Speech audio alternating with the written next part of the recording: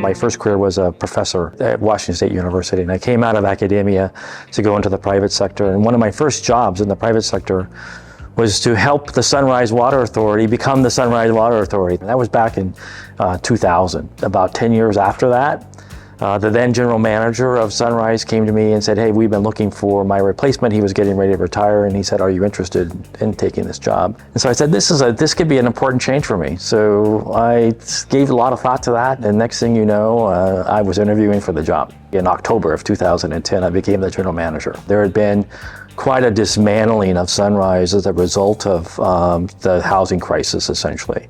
Sunrise had taken out considerable commercial debt at the time and was trying to repay that. The existing ratepayers were obligating that debt, even though the plan was to repay it by new connection charges, essentially.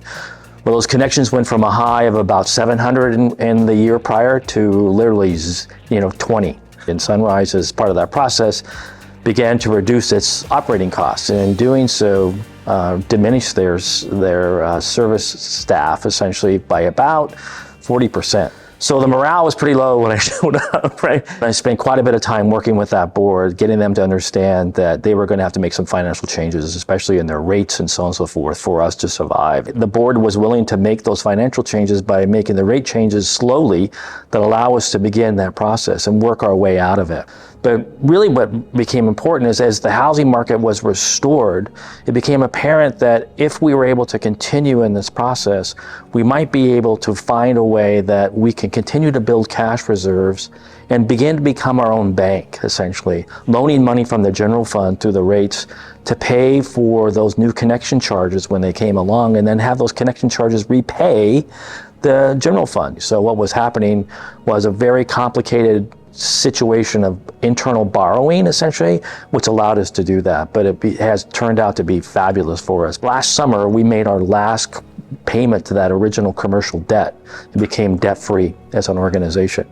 And that's where my consulting job had come in really handy from my previous life, because that's what I did. I was a management consultant, right?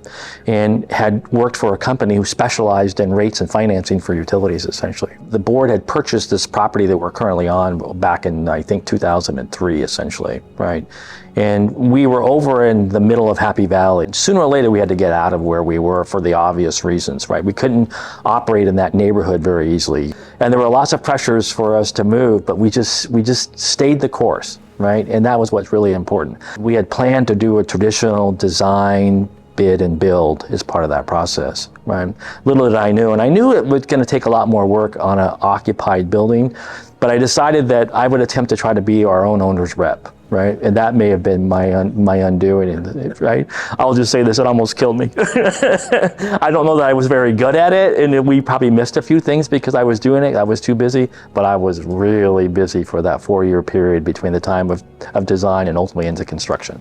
But we got in here, essentially the building is, for all practical purposes paid for, although we do have a small loan from the state through this process.